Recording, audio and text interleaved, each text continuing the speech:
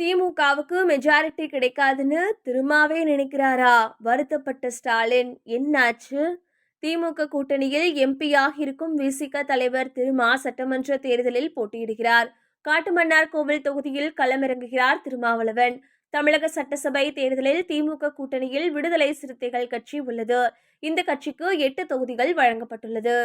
இந்த நிலையில்தான் 8 தொகுதிகளுக்கான வேட்பாளரை கட்சியின் தலைவர் திருமாவளவன் அறிவித்தார். அப்போதுதான் காட்டுமன்னார்கோவில் சட்டசபை தேர்தலில் போட்டியிடுவதாக அவர் அறிவித்துள்ளார்.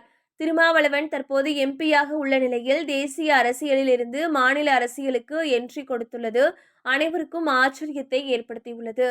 திமுக கூட்டணியில் விடுதலை சிறுத்தைகள் கட்சிக்கு கடந்த 2021 சட்டசபை தேர்தலில் மொத்தம் 6 சட்டசபை தொகுதிகள் ஒதுக்கீடு செய்யப்பட்டன. இதையடுத்து இந்த தேர்தலில் 10 தொகுதிகள் வரை விசிக எதிர்பார்த்தது. ஆனால் இரட்டை இலக்கத்தில் தொகுதி கிடைக்கவில்லை. மாறாக விசிகவிற்கு 8 சட்டசபை தொகுதிகள் வழங்கப்பட்டன. 6 தனி தொகுதிகள், 2 பொது தொகுதிகள் ஒதுக்கீடு செய்யப்பட்டன. இந்த முறை காட்டுமன்னார்கோவில் தொகுதியில் களமிறங்குகிறார் திருமாவளவன். இதனை நேற்று இரவு அவரே அறிவித்த நிலையில் திமுகவுக்கும் அதன் கூட்டணி கட்சிகளுக்கும் அதிர்ச்சி. இன்று காலையில் இது குறித்து அமைச்சர் வேலுவிடம் விசாரிக்குமாறு கேட்டுக்கொண்டார் ஸ்டாலின்.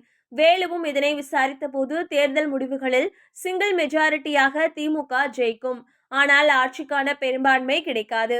காட்டுமன்னார்கோவில் தொகுதியில் போட்டியிடுவது ஏன் என்று நேற்று விசிக தலைவர் தொல் திருமாவளவன் விளக்கம் அளித்துள்ளார். அவரின் விளக்கம் பல விவாதங்களை ஏற்படுத்தியுள்ளது.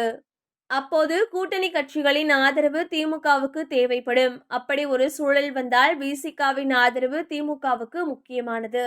அப்போது கூட்டணி ஆட்சி வரும். அதில் விசிகவிற்கான ஒதுக்கீட்டில் அமைச்சராகலாம் என திட்டமிட்டே எம்எல்ஏ எலெக்ஷனில் போட்டியிடுகிறார் என தகவல் தரப்பட்டுள்ளது. தொல் திருமாவளவன் அளித்த விளக்கத்தில் மாநில அரசியலில் நாம் கவனம் செலுத்த வேண்டியுள்ளது. 2026 தேர்தலுக்கு பிறகு தமிழ்நாடு அரசியல் சூழல் வெகுவாக மாற இருக்கிறது. இதனால்தான் காட்டுமன்னார்கோவில் தொகுதியில் போட்டியிடுகிறேன் என்றுள்ளார்.